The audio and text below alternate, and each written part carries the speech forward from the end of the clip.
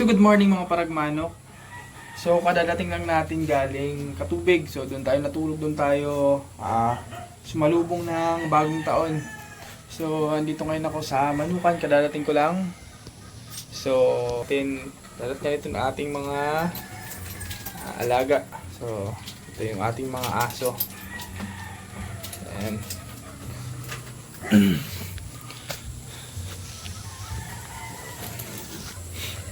So Happy New Year po sa inyong lahat, lalong-lalo na sa mga paragmanok. So sana naging maganda yung salubong nyo sa bagong taon. So first video natin ngayong January 1, 2026. So ito ngayon tayo sa ating Rueda. So medyo magulo kasi dito natin inilagay yung ating mga alagang sisiw. Yan, so ginagpas na. So ayan, nagugutom na sila. At syempre nandito din yung ating mga ginagamit sa breeding season. So ito yung ating mga hen. Napapansin nyo, paminsan-minsan na lang tayo mag-upload dahil sobrang busy. Madami yung ginagawa natin.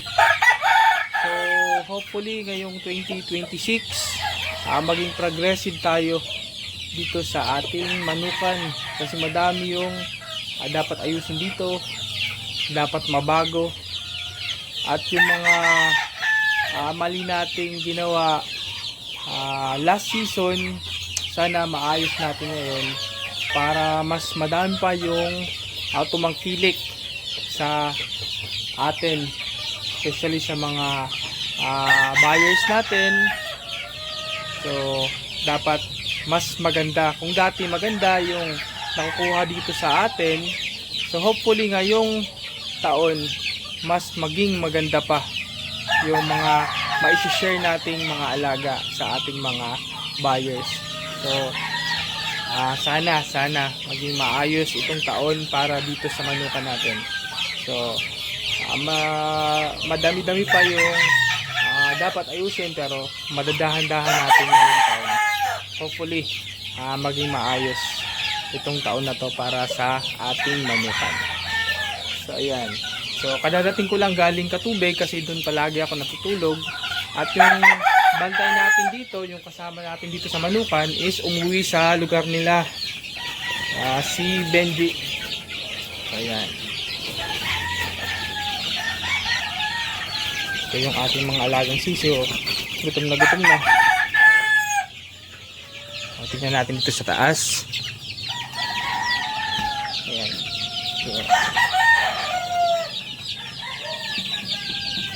Update ngayong January 1, 2026. Ayan. Ito muna yung update natin. So ayan. Nagugutom na yung ating mga alaga. Pakita natin yung ating mga alagang sisiw. Ayan.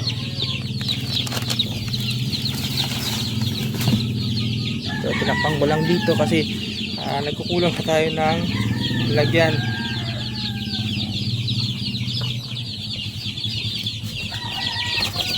Ayan.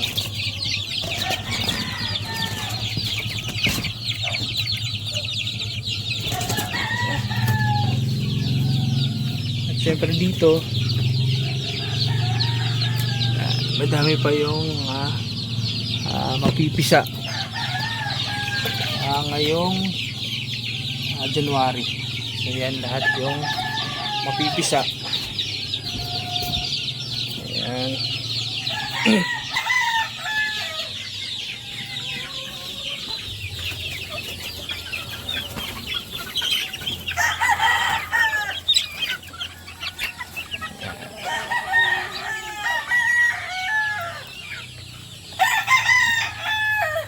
So madami-dami yung aayusin natin dito sa Manukan, especially yung area natin. Hindi pa tayo nakakapag grass cutter kasi palaging umuulan. So sana ngayong taon maging maganda. maging maganda, maging progressive itong taon para sa atin, para sa ating special dito sa aking manukan. Ayan. So, dadahan-dahanin natin para mas gumanda, mas tangkilikin pa tayo ng ating mga buyers. Ayan.